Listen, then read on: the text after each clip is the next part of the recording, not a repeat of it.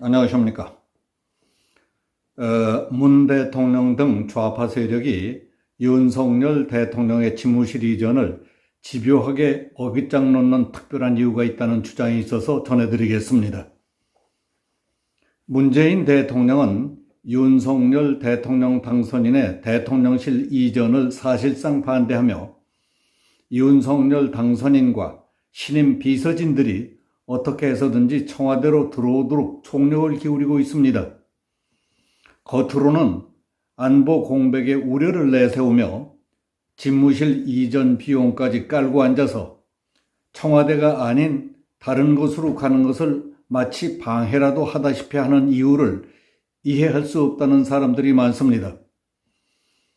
그래서 지금 시중에서는 별의별 추측과 설들이 무성합니다. 대통령까지 직접 나서서 저토록 집요하게 물고 늘어지는 것을 보며 분명한 것은 윤석열 당선인을 위한 것도 새 정부를 위한 것도 국가의 안보 공백을 우려해서도 아니라 대통령 자신과 더 나아가 문 정권과 직결되는 무언가 있는 것 아니냐 하는 억측들도 일부에 떠돌고 있습니다. 대통령실을 이전하면 문재인 권력에 치명적 영향을 줄 무엇이라도 있는 것인가? 숨기고 싶은 또는 덮고 싶은 그 무엇이 대통령실 이전으로 물거품이 될 수도 있다는 것인가? 하는 관점에서 쓴 그럴듯한 글이 펜앤마이크에 보도됐습니다. 허현준 전 청와대 행정관은 이 문제를 문재인 권력의 각종 범죄 행각과 대통령실 이전이 서로 연관돼 있을 것이라며 대통령실을 반드시 다른 데로 옮겨야 청와대 내에 숨겨져 있는 범죄 행각들이 제대로 드러나게 될 것이라고 했습니다. 보도된 내용을 간추려 전해드리겠습니다. 그동안 청와대와 법무부, 친정권 성향의 검찰들에 의해 권력형 비리 사건들이 무혐의 처분되거나 담당 검사가 옷을 벗거나 지방으로 좌천되는 과정을 거쳐 수사가 중단됐습니다. 그러나 정권 교체 이후 산업부 블랙리스트 의혹 등 권력형 비리 수사가 다시 급물살을 타고 있습니다. 산업부 내 인사 및 원전 정책 관련 부서를 비롯해서 한전의 발전 자회사 4곳과 무역보험공사, 에너지공단, 광물자원공사, 지역난방공사 등 산업부 산하기관 4곳에 압수수색을 진행했습니다. 문재인 정권은 총체적으로 권력형 비리와 직접 연계되어 있습니다. 대표적인 것은 울산시장 선거 개입, 월성 원전 평가 조작, 김학의 출국 금지, 라임 옵티머스 펀드 사기, 환경부와 산업부 블랙리스트, 박근혜 정부 관련자에 대한 정치 보복 등 꽤 많습니다.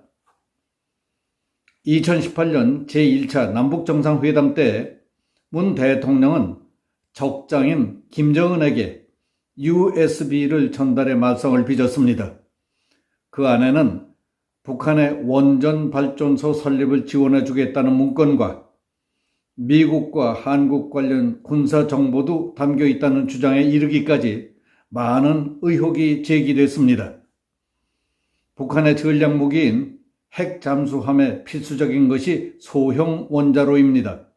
당시 산자부에서 검토한 것 중 하나가 가압 경수로 모델인 APR-1400 원자로입니다. 북한에서는 농축 우라늄 생산이 많기 때문에 소형 원자로만 해결되면 핵 잠수함 문제가 해결됩니다.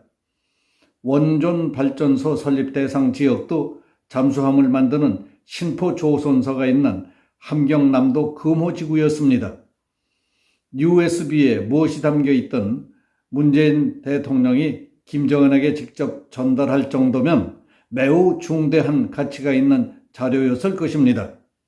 당시 최재성 청와대 정무수석은 절대 공개해서는 안 되는 외교상 기밀 문서라며 USB 내용을 밝힐 수 없다고 펄쩍 뛰었습니다.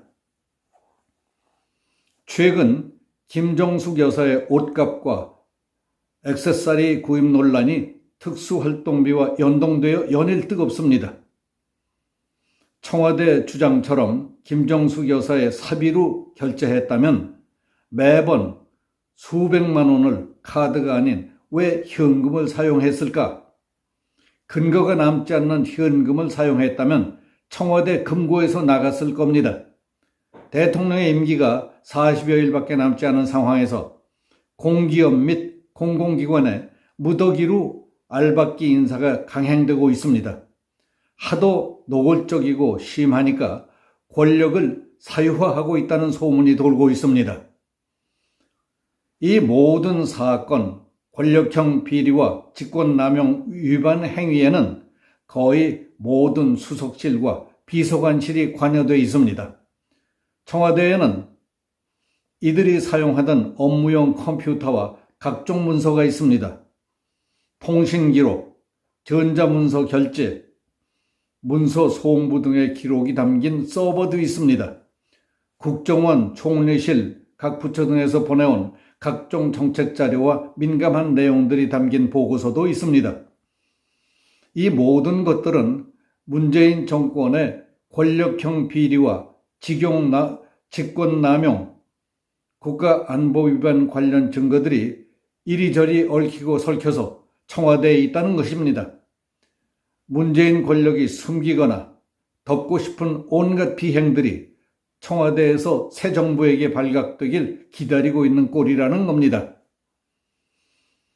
청와대 비서진은 문제가 될 만한 각종 문서를 파기하고 하드를 교체할 겁니다. 아마 철저한 보안 단속을 하겠지만은 지금까지 저지른 각종 범죄 증거를 모두 없앨 수는 없는 겁니다.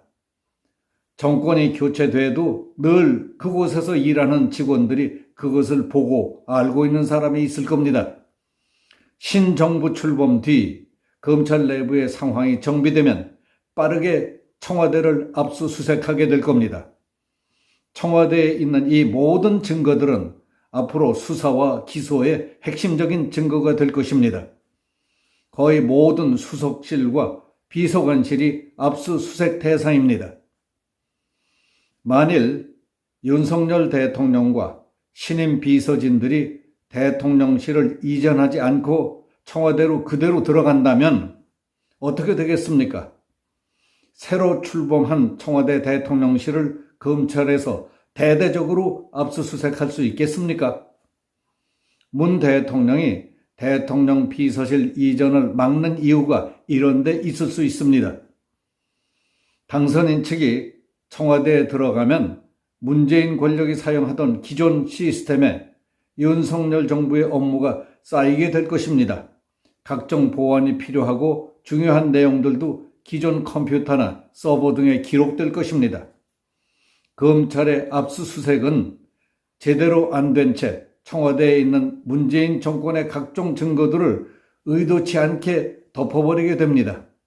검찰의 압수수색을 막는 방패막이 역할도 하게 될 것입니다. 문재인 대통령과 청와대가 대통령실 이전을 반대하고 청와대에 들어오도록 유도하는 진짜 이유가 여기에 있다는 겁니다. 허현준 전 행정관은 그 사악한 의도는 물거품이 될 것이라고 말했습니다. 당선인 측이 이런 점까지 고려했는지는 알 수 없지만은 앞으로 어떤 일들이 벌어지게 될지 지켜볼 일입니다. 여기서 마치겠습니다. 감사합니다.